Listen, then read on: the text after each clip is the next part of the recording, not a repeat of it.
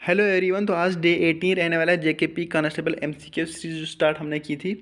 तो उसका डे 18 रहने वाला है। इससे पहले हमने जो है क्वेश्चन नंबर 395 तक कवर करे थे, तो आज हम क्वेश्चन नंबर 396 से कवर करने वाले हैं। तो स्टार्ट करने से पहले आपको मैं बता दूं कि अगर आप ऑफलाइन बैच ज्वाइन करना चाहते हैं तो कमेंट सेक्शन में जो है नंबर दिए गए हैं, आप वहां से कांटेक्ट कर सकते हैं। या अगर आप ऑनलाइन बैच ज्वाइन करना चाहते हैं तो लिंक दी गई कमेंट सेक्शन में, आप क्लिक करके जो है बैच भी ज्वाइन कर सकते हैं। तो आज का डे क्वेश्चन नंबर 396 से स्टार्ट करते हैं। Who among the following was regarded by Mahatma Gandhi as his political guru. तो महात्मा गांधी जी का पॉलिटिकल गुरु कौन था, डायरेक्ट ये पूछा गया है। तो आपके सामने चार ऑप्शन है: गोपाल कृष्ण गोखले, फिरोज शाह मेहता, बाल गंगाधर तिलक, दादा भाई नेहरू जी। तो इसका जो करेक्ट आंसर होगा, Gopal Krishna Gokhale is the correct answer. तो कौन थे पॉलिटिकल गुरु महात्मा गांधी जी के?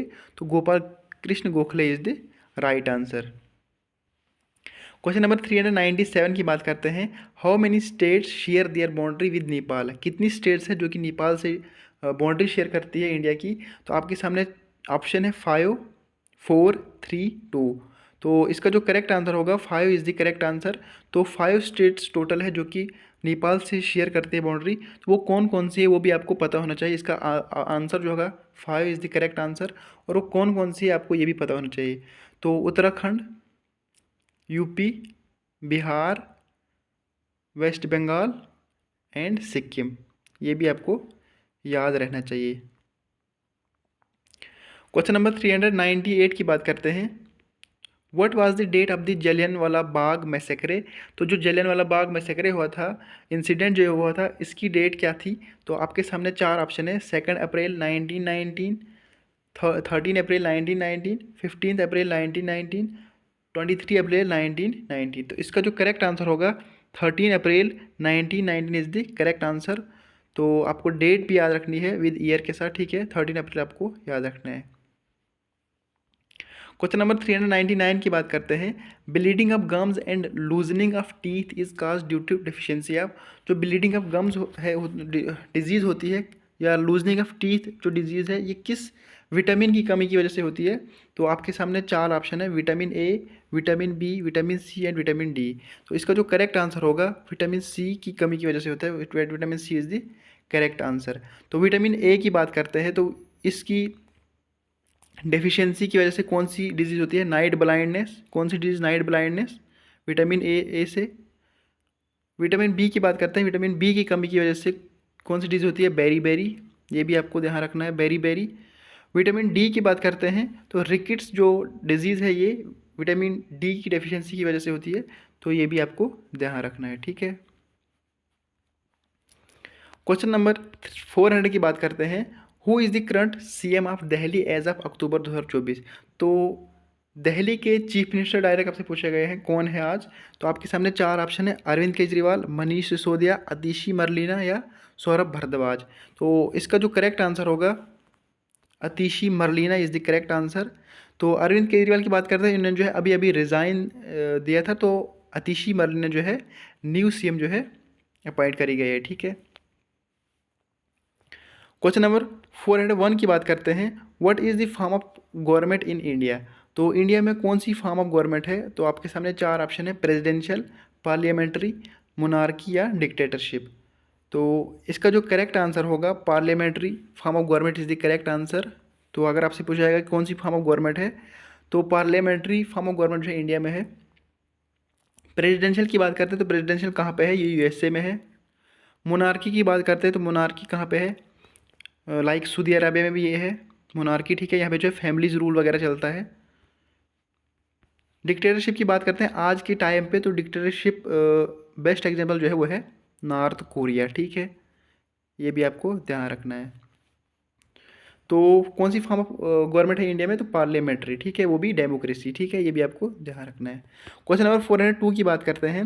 Who was the first minister of finance in independent India. तो पहले फाइनेंस मिनिस्टर कौन थे इंडिया के? तो आपके सामने चार ऑप्शन है: आर के शानमुखन चेट्टी, जॉन मिठाई, लियाकत अली खान या सी डी देशमुख। तो इसका जो करेक्ट आंसर होगा R K Shanmukham Chetty is the correct answer, जो कि पहले फाइनेंस मिनिस्टर बने थे इंडिया के, ठीक है? इंडिपेंडेंट के बाद।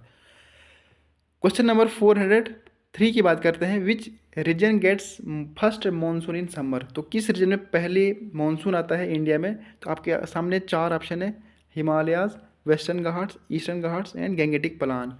तो इसका जो करेक्ट आंसर होगा western Ghats is the correct answer. सबसे पहले मानसून जो आता था किस रीजन में आता है, वो आता है वेस्टर्न घाट में, ठीक है। क्वेश्चन नंबर 404 की बात करते हैं, what was the ancient name of Shivalik hills. तो शिवालिक हिल्स का एंशिएंट नेम क्या था, आपको ये पूछा है। तो आपके सामने 4 ऑप्शन है, मानक पर्वत, महाभारता हिल्स, शिवा पर्वत and none of the above. तो इसका जो करेक्ट आंसर होगा, शिवालिक हिल्स को एंशिएंट नेम जो है वो है Manak Parvat is the correct answer.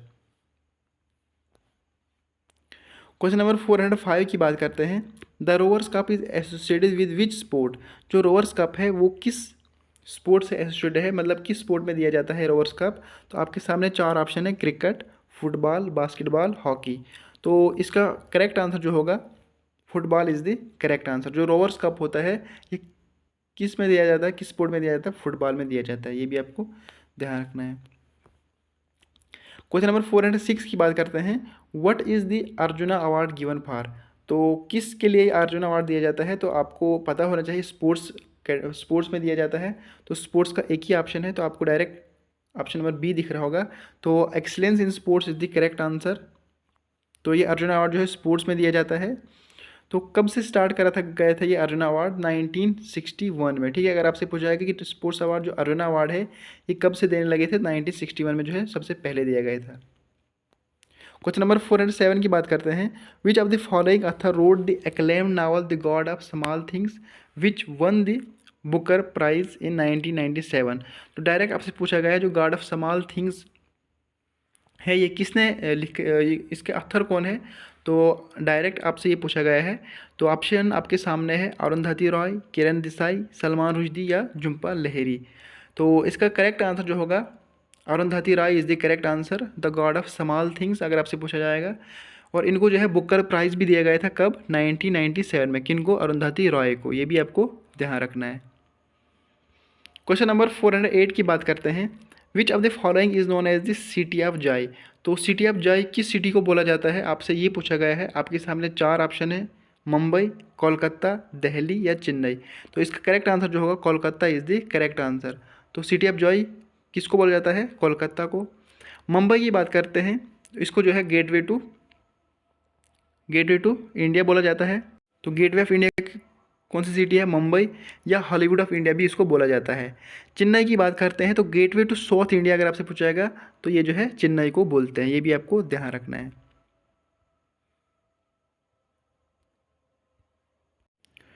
Question number 409 की बात करते हैं, which Indian freedom fighter is famously known for his slogan give me blood I shall give you freedom.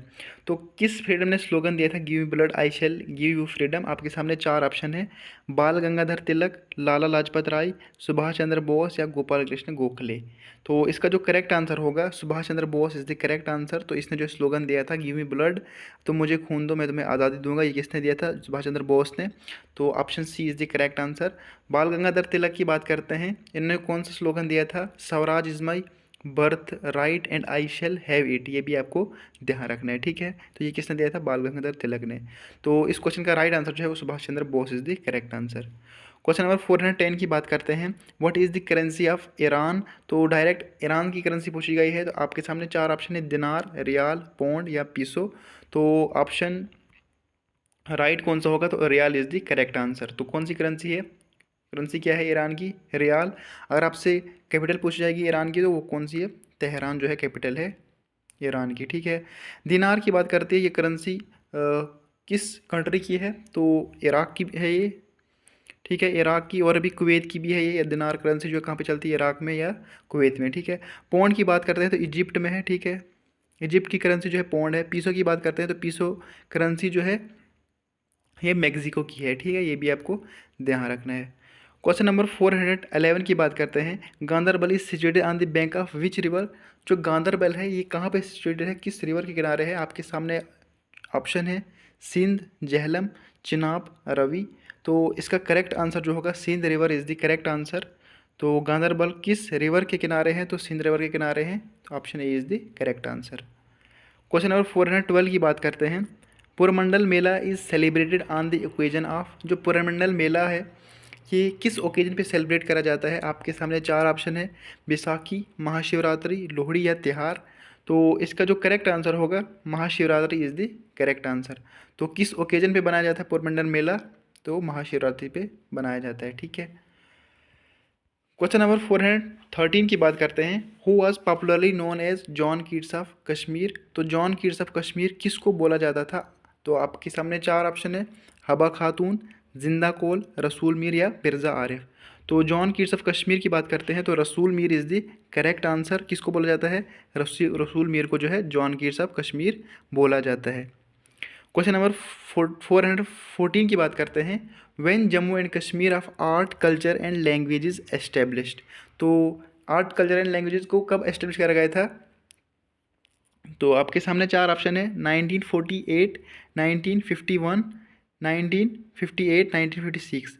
तो इसका करेक्ट आंसर जो होगा वो 1958 इज़ द करेक्ट आंसर। तो अगर आपसे डेट भी पूछी जाएगी तो डेट का क्या बताना है आपने? 24 अक्टूबर 1958, ये भी आपको ध्यान रखना है। ठीक है। क्वेश्चन नंबर 415 की बात करते हैं। Who is the author of the book तारीख़ जम्मू। जो तारीख़ जम्मू बुक है ये इसके ऑथर कौन है, ये आपसे पूछा गया है। तो आपके सामने चार ऑप्शन है, दीवान कृपाराम, नरसिंह दास नरगिस, जीसी स्मिथ, हशमतुल्लाह खान। तो इसका करेक्ट आंसर जो होगा Hashmatullah Khan is the correct answer. तो कौन है ऑथर तारीख़ जम्मू बुक के? वो है हशमतुल्लाह खान। दीवान कृपाराम की बात करते हैं तो गुलाबनामा बुक जो है इन्होंने लिखी है। कौन सी बुक? गुलाबनामा। दीवान कृपाराम की बात करते हैं। नरसिंह दास नरगिस की बात करते हैं तो तारीख़ डोगरा देश जो है इसने लिखी है। कौन सी? तारीख़ डोगरा देश जो है नरसिंह दास नरगिस की है। और जीसी स्मिथ की बात करते हैं तो the Lord of hills book जो है किसने लिखी है? जीसी स्मिथ ने। इतना भी आपको याद रखना है यहाँ से। क्वेश्चन नंबर 416 की बात करते हैं। Who was the founder and the most important ruler of Utpala dynasty. तो उत्पाला डायनेस्टी के फाउंडर कौन है ये आपसे पूछा गया डायरेक्ट। तो ऑप्शन आपके सामने चार है, अवंती वर्मान, सुरवर्मान, शंकर वर्मान या सूर्या। तो इसका जो करेक्ट आंसर होगा Avanti Varman is the correct answer. तो अगर आपसे फाउंडर पूछा जाएगा उत्पाला डायनेस्टी का वो कौन है? वो है अवंती वर्मान। ठीक है। क्वेश्चन नंबर 417 की बात करते हैं। Who was the first and last सदर रियासत ऑफ जम्मू एंड कश्मीर। तो फर्स्ट एंड लास्ट सदर रियासत की बात करते हैं। आपके सामने चार ऑप्शन है, कन्वर सेन, करण सिंह, गुलाब सिंह या महबूब मुफ्ती। तो इसका करेक्ट आंसर जो होगा Karan Singh is the correct answer, जो कि फर्स्ट एंड लास्ट सदर रियासत रहे थे जम्मू कश्मीर के। तो आपको ये याद रखना है। गुलाब सिंह की बात करते हैं तो गुलाब सिंह जो है फर्स्ट डोगरा रूलर जो है गुलाब सिंह ही थे। कौन थे? फर्स्ट डोगरा रूलर गुलाब सिंह थे। और फर्स्ट वुमेन चीफ मिनिस्टर की बात करते हैं तो महबूब मुफ्ती थी। ठीक है। लेकिन इसका करेक्ट आंसर क्या होगा? Karan Singh is the correct answer. Question number 418 की बात करते हैं। What is the full form of DSP. तो सिंपल क्या है इसकी फुल फॉर्म आपने ये बतानी है।